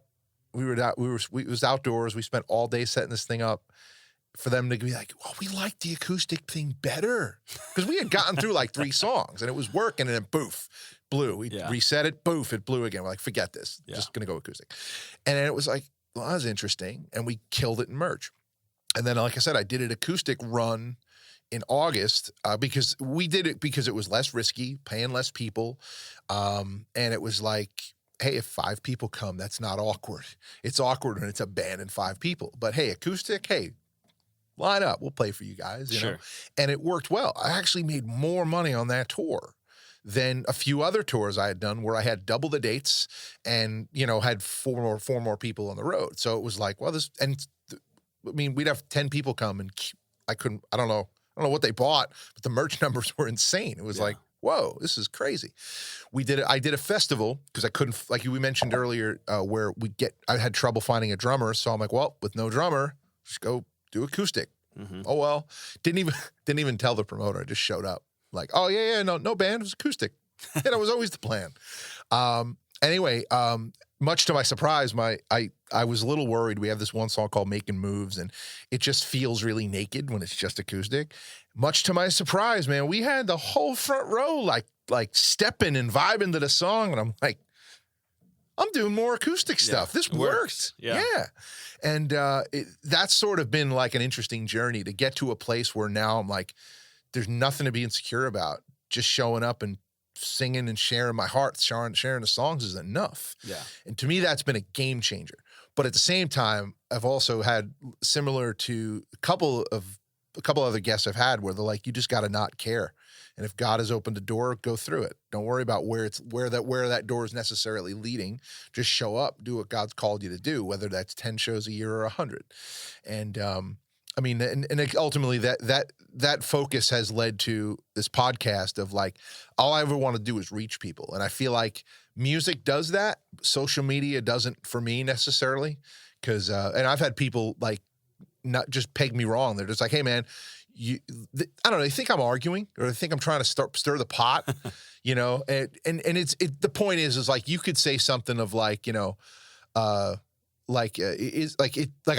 instance, I think I posted once, like, Applebee's closed at 9 p.m. with a question mark and apostrophe, which was weird to me. Applebee's was always that place open till 2 a.m. It was Old Faithful. Yeah. All else fails, you at least got Applebee's. You can feed the guys if it's late, right? 9 p.m.s, right? Well, I had people think I was like attacking the fact that a business was closed at 9 p.m. And I'm just like, meanwhile, what I was trying to come across was like, Applebee's closed at 9 p.m.? Right. But they're like, they just take it as Applebee's closed at 9 p.m. How dare they? And it's just a weird thing. I come across on social media in a way that I just isn't who I am. So I'm like, well, how do I fix that? Well, I'll talk and I'll video it, and maybe people will just see. Am I intense? Am I extra? Yes. But am I this meanie who wants to fight everyone? Absolutely not. It's just a weird thing. It's a meanie. Yeah. Oh, dude, it's strange. I've actually, like, I'm the guy that, like, I don't know, someone will be like, hey, I heard you're riding with my friend. Be nice to him. What are you talking about? I don't even know you. What are you talking about? Because you're from New York. It's definitely the New York thing. I think I scare, and I'm a big 6-foot guy. In my younger days, I looked like a linebacker. I'm more like a defensive end. Okay, I'm the guy. I look like the guy who guards the defensive end. All right, but it's though I did lose 100 pounds in 2019, and then COVID gave me back since then, kind of giving me back half of it. Hard to get back on routine and really focus on everything that goes in your face. Yeah. I mean, you're a personal trainer, so you're probably sitting here like, I know exactly how to fix you. So no, I don't do the training side. I do the business side. Just the business side. Okay. I'm right there with you. I've actually just in the last couple weeks just made a real big, like, I was before COVID, I was in some of the best shape of my life, and then the last almost 2 years has just been like I have eaten my stress and eaten my feelings, and I'm tired of it. So in the last couple of weeks, I'm like dialed in. I'm ready to see some changes. Yeah, I think for me, it's one of those things, like, the busier I get physically and the more tired I get, it's like this weird thing where I think that, like, well, I deserve to eat whatever I want because I worked hard, and it's like, then forgetting, like, it's like I've had to remind myself, like, looking at myself in the mirror and be like, dude, when you chose eating a ton of vegetables and a little bit of meat, you felt amazing and you looked amazing. And, like, I have a jacket that doesn't fit anymore that I bought when I lost all the weight that I looked awesome in. Yeah. And I'm like, I want that. And I want to feel amazing. But yet, why did I go with the thing with all the cheese on it and all that stuff? And it doesn't make me feel good. Why did I choose that? And it's just, that's what I'm trying to figure out, is like, why am I so addicted to the choices that don't make me feel better? It's just because it's hard. I don't, also access to really good food is hard. I mean, you go on DoorDash right now, it's really difficult to find. Like, I'm here at the office, I've made the mistake of just getting in that DoorDash habit because my hands are always full when I leave the house. Adding one more thing, bringing food with me to the office, is hard. Yeah. But it's like, there's the old thing, you got to choose your hard and everything, and for me, it's just getting on a life routine, because if I don't have one, if my life is chaos, I'll make the wrong choices all the time, and that's really what it boils down to. And the older I get, the harder it is. My body just doesn't forgive me as much for eating the wrong things. Yeah. I mean, you'd probably agree, being a gym owner, is that you can work out till you blue in the face. It's with what you're putting into your body is a lot more than how much you sweat out. Yeah, it's just two very different things, right? Like, I think most people think, like, oh, I need to get in shape, which means I need to diet and exercise, and it's like, well, they're two very different things. Like, you're and also, like, the whole, like, cardio and lifting weights and stuff like that, those are two very different things. Like, you want to build muscle? Yes. That does not get rid of fat. Muscle, you want to condition your lungs by doing some cardio and those kinds of things. Yes. What gets rid of fat is a caloric deficit, right? Like, there's really only one.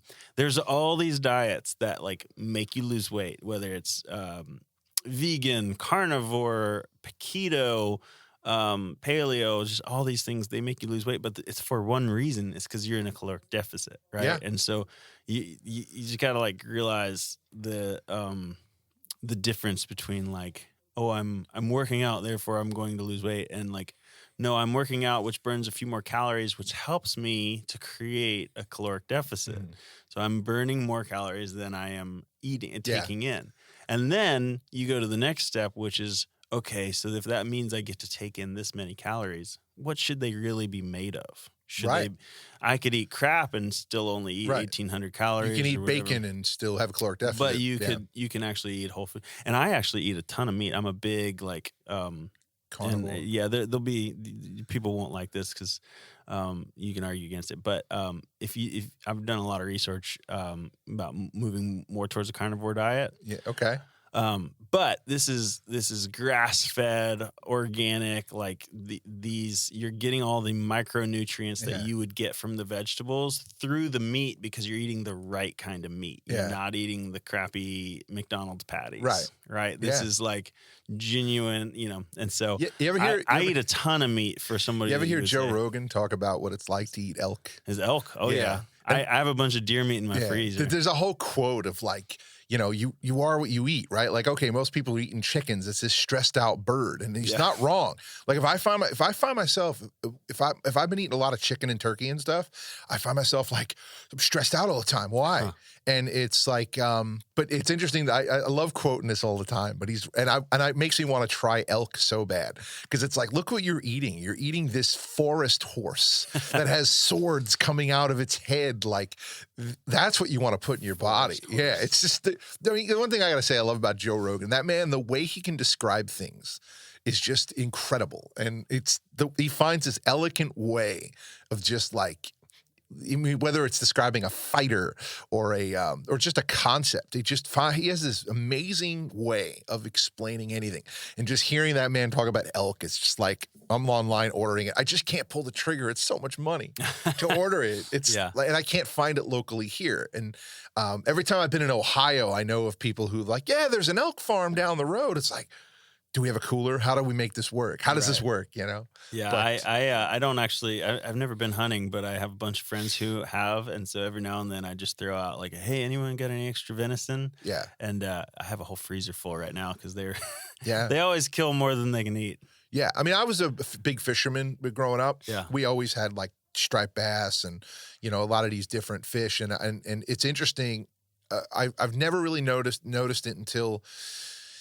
Really just kind of focusing on that you are what you eat mentality. And it's like, man, like eating things like tuna and like striped bass, these big, powerful fish, eating that food, just there was a difference than if you ate some of these other more, I guess these fish that are a little more sluggish, more of a bay dwelling, like flounder and things like that. It's just a difference in that. And it's again, and we talked off camera. I think we mentioned Tom Brady.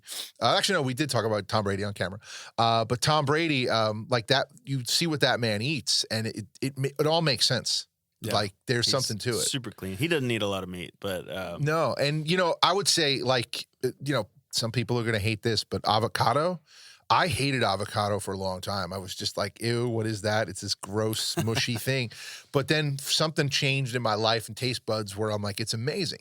And I got to a point where I loved avocado so much, I was having like one whole one a day, like half of one during breakfast, half of one during one of my other meals. And I just noticed the difference in how I was feeling. And I did some research on, and there's a couple of YouTube videos about what happens to your body when you eat one avocado a day. And watching this video and having them explain some of the health benefits, I'm like, I've experienced those. Yeah, like I feel like I actually breathe better, and there's the scientific reason for that. And it's interesting how much issues we can actually treat in our bodies with nutrition. Totally. And it's I don't know why that's not taught in school. Instead, it's just like, that's not taught in school. Yep. Food everywhere is all just fast food, over-processed junk. And it's strange. I mean, I've fallen victim to it. We've all fallen victim to that, I think. And I don't know why that isn't it's also kind of biblical. There's so many things in the Bible that like clearly talk about a good, positive way to eat. Yeah. And well, in an interesting, years ago, I did a tour in Canada. And there was a Canadian promoter traveling along with us. We went all the way across the country. And I said something. I was like, man, the food here is just so expensive. And he goes, or he basically was like, what do you mean? And I was like, well, in the States, like I can get this so much cheaper. And he goes, well, should it be cheap?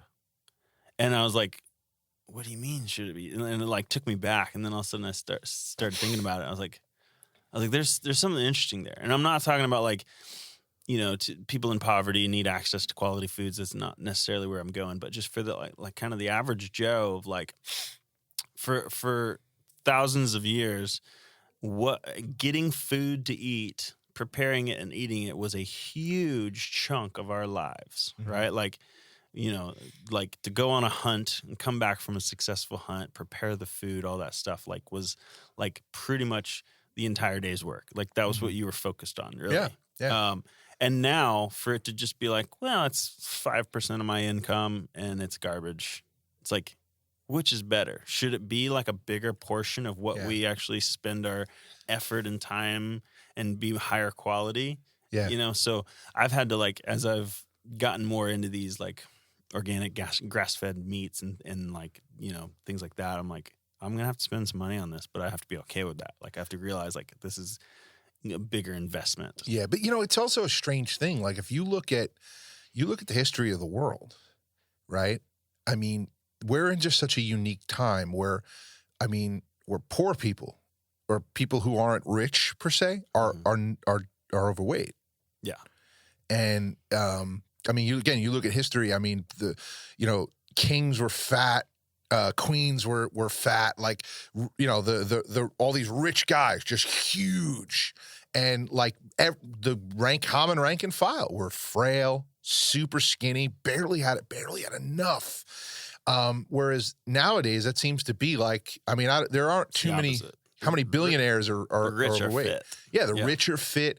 It's such a weird dichotomy of like, well, how did we get there? And it's just, that's gotta be, it's obviously, it's because what the I guess what the, and by poor people, I don't mean that to be mean. Like that's not a judgmental mean thing. Like, I'm overweight and, I'm not rich. And a lot of it's what, I think it's a combination of one of what's out there for us to eat. Most of it's crazy high calorie. Sure. You look at the menu at an IHOP. Yeah. Everything's over 1,000 calories. More than that, almost more. Sometimes 2,000 for a single meal. And literally, if you've ever eaten at IHOP, you like for breakfast, there's a reason why at 5 o'clock you're still full, because they put stuff. I don't know what they do, but it's heavy.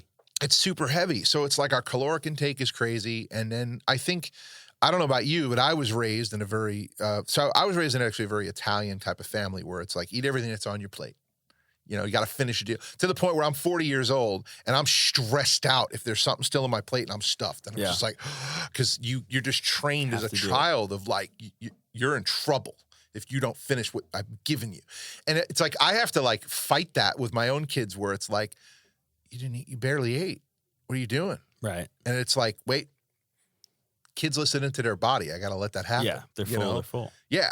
And it's so, we talked a little bit before the cameras were on about I have this crazy ice bath thing. I go in it almost every day. I spend 4, sometimes 5 minutes submerged in 34-degree water, which is insanity, right? Like it's pretty crazy. So, but what the reason I'm saying that for a reason is for the scope of humanity, and I don't mean to get into like how long, some people believe in that creation wasn't that long ago. Some people believe it was, millions of years ago. I'm not going to get into all that. Yeah. But for the scope of all of humankind, right?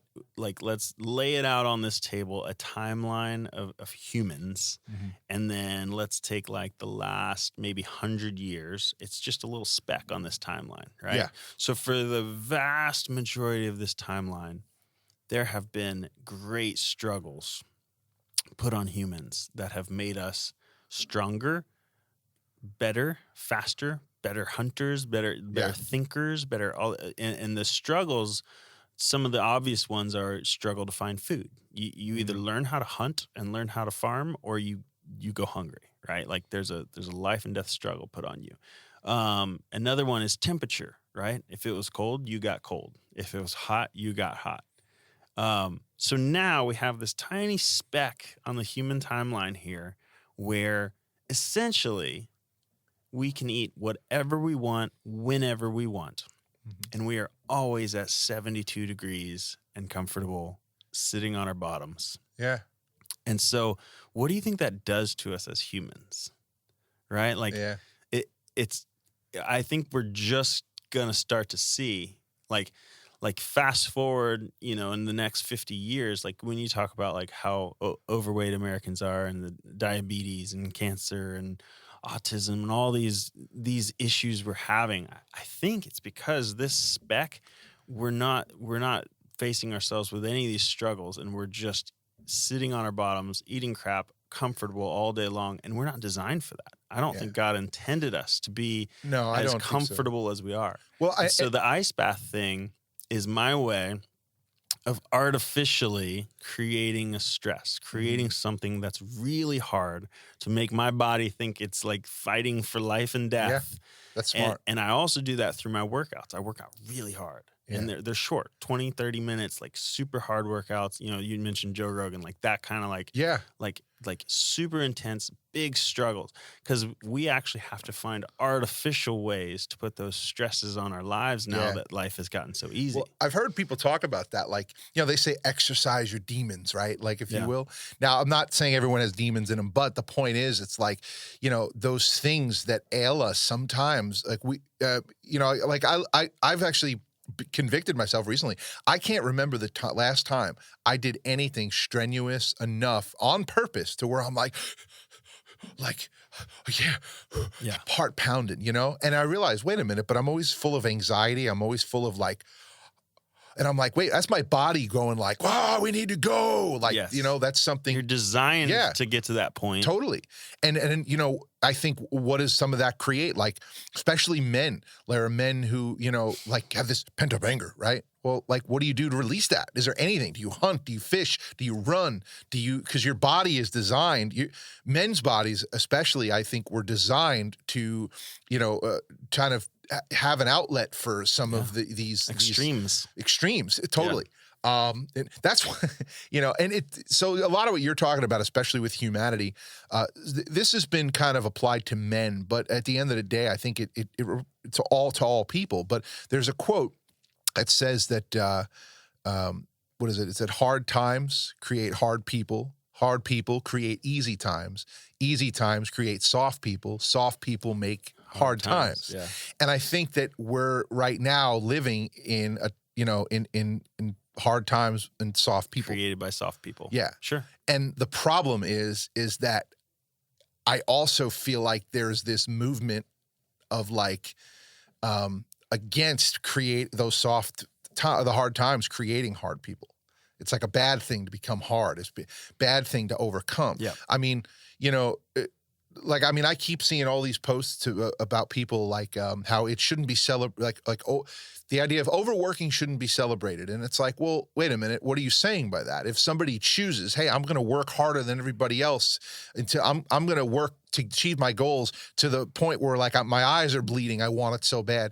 You're saying that shouldn't be celebrated. Wait, what's happening? We're slowly having this culture of shaming hard work. Right. Yeah. And it's the idea of, so what's happening? So, they're coming at it from the lens of I hate my job and I'm forced to be there 40, 50 hours a week. And hopefully they can see there's an entirely different lens where the person says, no, I am passionate and I am there because I want to be there creating something great, doing something great. Yeah, 100%. And that like my daughter lately, she works for TJ Maxx. It's not a great job. But at the same time, it's a couple things.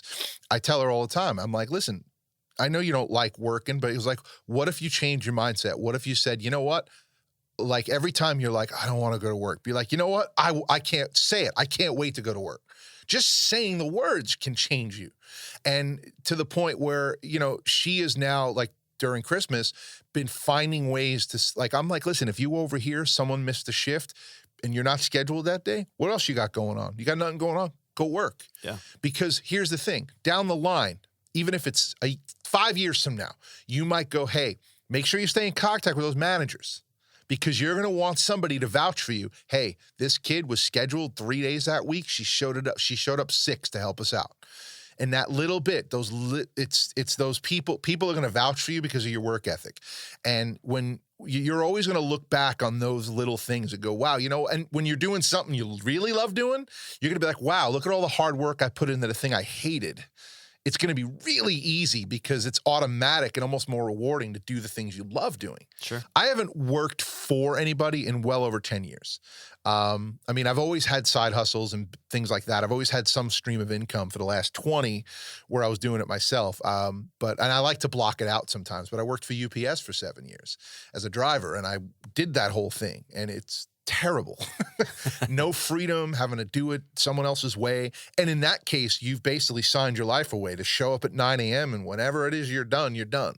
And Christmas time was terrible. I dreaded Christmas. I still, to this day, because of that, dread Christmas. It's like, you know, still, I haven't been with that company since 2010. I still have the nightmares of being up, you know, out in a truck at 1 o'clock in the morning trying to figure out how I'm going to deliver all these packages. Not that I've ever been out that late, but it's like there's this thing of like work ethic is a problem to where now, I mean, we're having work shortages.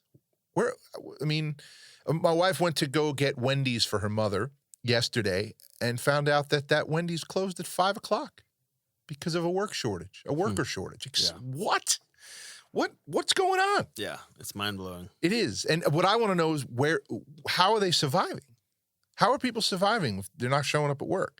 I don't think everyone's become an entrepreneur. I don't think suddenly everyone's subscribing to Gary Vee and Grant Cardone and becoming a millionaire investing in real estate. I just don't think that's happening. So what's going on? You know? Well, for the longest time, they were getting unemployment, right? Yeah. And that's kind of either come or coming to an end. Yeah. So you'll see some kind of shift there. Yeah. It'll be interesting to see how all that plays out. Yeah. I mean, so what do you think the future holds for, I mean, again, since we both agree that we're sort of, you know, living in hard times with soft people, like what do you think is coming? Do you think the worst is just beginning with the results that we're seeing in it? I think this weird, as far as like the health of people, like science is going to continue to get better. And health is going to continue to decline. Mm. It's going to be this weird, like science will prop us up, kind of like we'll probably continue to live longer, but not because we're doing it correctly. Mm. And you'll continue to see people like just because you're not sick doesn't necessarily mean you're healthy, right? Like you could have low energy, low libido, low drive, low, joy, all these things. Like, is that a healthy person? This sounds like the beginning of an ad for like tea replacement. Yeah, which is why I'd like to send you to my new website. Yep. But I think that, you know, Jonny Diaz says there can never be a more beautiful you, but there can be a version of you with more libido, more energy, better health.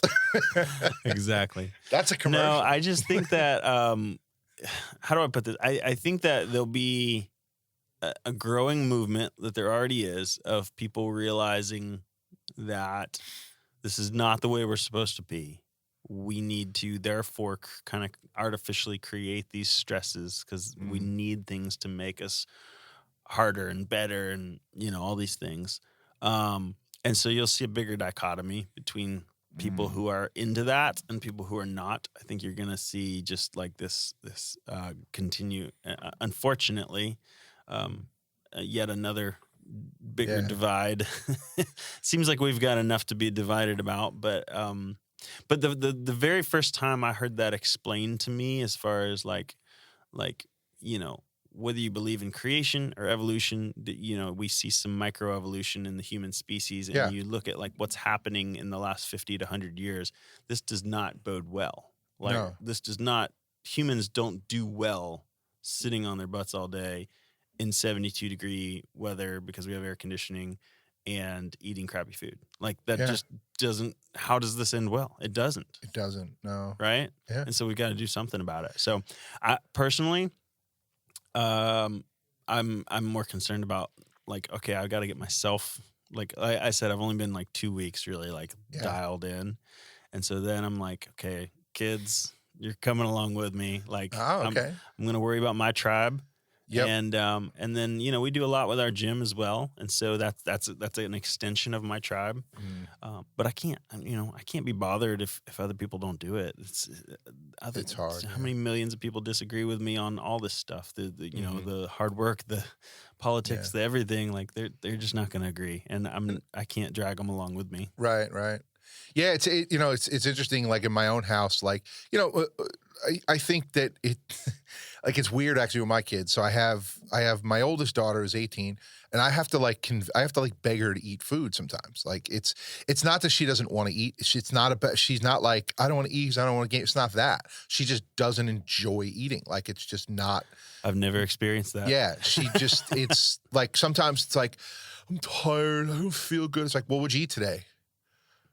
Next question, like, what'd you eat? And some of it's even laziness. She doesn't want to get off her butt and make something. Yeah. It's like, you know, but you know, so I have one that I have to like convince to eat, and then but sometimes, like I said, she surprised me. Like we'll go out to for dinner, and she'll order the biggest burger I've ever seen, and pack it down. I mean, she's a tiny little girl. It's like she's super thin, and she's just like, yes, burger. Can we get dessert? And she'll eat like crazy, and you know, and then you know, we'll go to a movie and popcorn. She's nuts. But then most of the time, it's just she'll eat very little. Then I got my 12-year-old who like, you know, we joke around. We call her Tum Tum because she's like a vacuum. She'll eat anything, you know, and it's never enough. Yeah. It's like, what are you doing? And, you know, it's like now she's blessed with some ability to not like look like a mini version of me because of it. But it's weird how food is approached in my home, you know, and by so many different. And it's hard because what we try to do as a family, when you're watching what you're eating, it's like, cool, we're making healthier dinners. And now everyone else feels like, well, you're torturing us. And what I always tried to do when I was in the thick of losing weight is, again, I realized you can have these amazing meals. It's great food to eat as long as it's nutritious. You know, I don't mind adding a little, you know, a quote bad ingredient to something as long as it's one ingredient, not the main thing. You know, but it's just such a weird vision. It's just a weird way of looking at food depending on your age and and we call it fuel. So like hopefully our kids kind of pick up on that. But like our oldest is only 6, so they're still really young. But she'll be like, thought you had some older ones. No, 6, 4, and 2. Oh, wow. But they'll be like, can I have my garlic bread? And we'll just say like, well, you have to eat your fuel first. Like, get your, you know what I mean?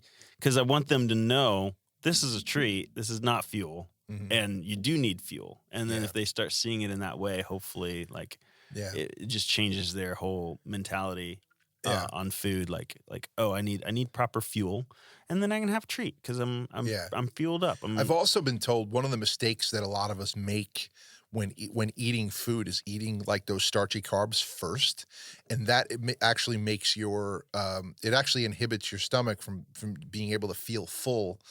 For some reason, there's something in it. So because I used to be that guy, like, you know, I mean, if we're talking junk food, I'd eat all the fries first, then eat the burger, and then be like, I'm still hungry. But then I found if I ate the burger first and the fries second, I could barely finish the fries. Yeah. And that's, you know, and then there's also palate fatigue and things like that you know, that can help. There's just a lot of little hacks. But what always bothered me in my journey is so many people I knew, it was like, I actually found it was easy because I just found the foods I love, and I realized I love vegetables, actually. I really do. As long as you do it right. I mean, overcooked vegetables suck. Canned vegetables really aren't great. Like fresh, real food, man. I mean, I'll throw every vegetable I can find in eggs in the morning. Eat that, you know, and then find like, whoa, it's 2:00. I haven't even eaten lunch. And I'm not hungry. Why is that? Don't need it. When those vegetables are taking, especially if you don't overcook them, they're taking a lot of time for your body to digest. So, and it's constant fuel. It's like I feel good. Yeah. But then the interesting thing is really taking for me, when, again, lost 100 pounds, I used the concept. I didn't do intermittent fasting, but I love the concept of it, of only eating between a certain time in the day. Sure. Because you think about how our bodies were designed, we were, like, if you think about if we did evolve from a point where we were like cavemen, we were only eating during the day. Because it was not safe to be out at night. Yep. You know, tigers will get you, you know? You'd sleep at night, right? And that's another thing we have way off is the amount we sleep and everything. And especially if you're creative, you know, 2, 3 in the morning. Yeah. You know, I've stopped doing that. I've made it a point, no more. I spent so much of my life up till 3 in the morning, up at 7, 4 hours sleep. Great. You know what? I cut that out of my life, and I find myself being way more productive during the day now. as a result. I mean, a buddy of mine is like telling me one day, he's like, yeah, I'm not really productive until like 4 in the afternoon. And that usually lasts till around 2. I'm like, what are you eating during the day? Yeah. You know, like what is it that's creating that? Have you tried to change this? Yeah. And, you know, it's like, yeah, I might be that's the hard thing for a guy like me is it's hard for people to take nutrition seriously because they're looking at me like, well, you're a big guy. Well, yes, genetically, I'm a very big person. I have big hands, big head, big feet.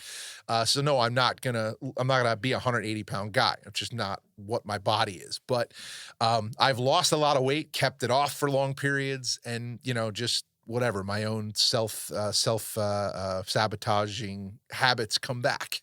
But I can't stand when people would ask me what I'm doing and I tell them and they go, oh, I'm going to do keto because that works better. It's like, no, I don't think it does, actually.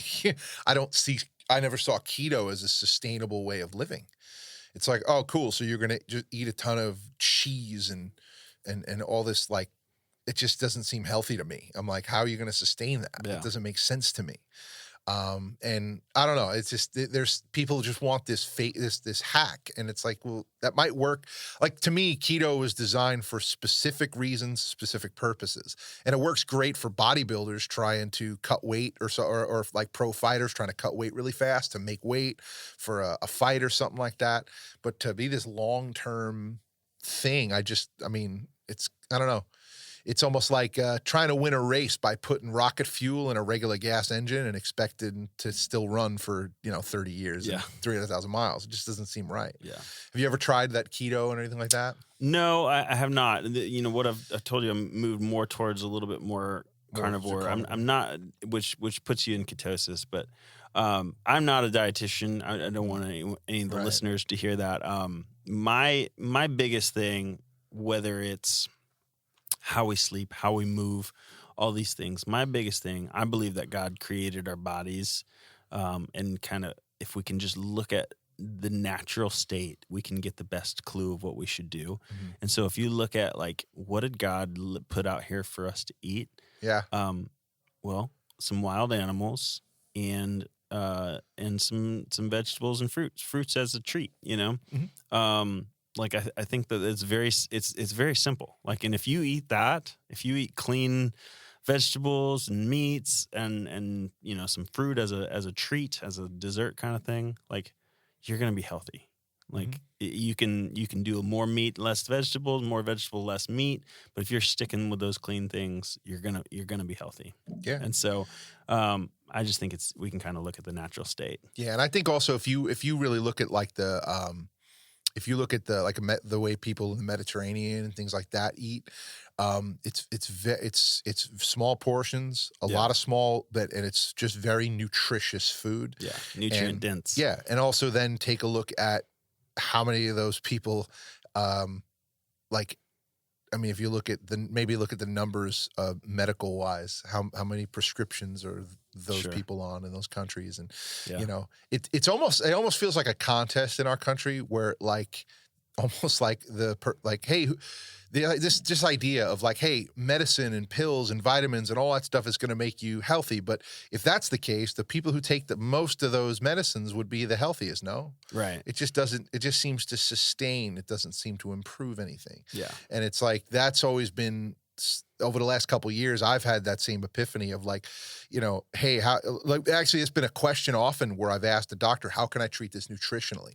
Like I had a weird blood pressure issue about 5 years ago, and doctor's like, well, I'm going to put you on this and this. And then I go, well, hey, how can I change my diet? Absolutely. And if your doctor's first question isn't, mm-hmm. how's your diet? Yeah. How's your exercise? How's your sleep? Yep. How's your vitamin D, sun exposure? If those aren't his first questions, you need to find a new doctor. Yeah. So the crazy thing was he put me on these 2 different medications, and just that was it. I did some of my own research of like, well, this is what I have going on, and I cut 2 things. One, I no longer, from that day on, it's been 5 years, I don't drink sugary drinks, like, period.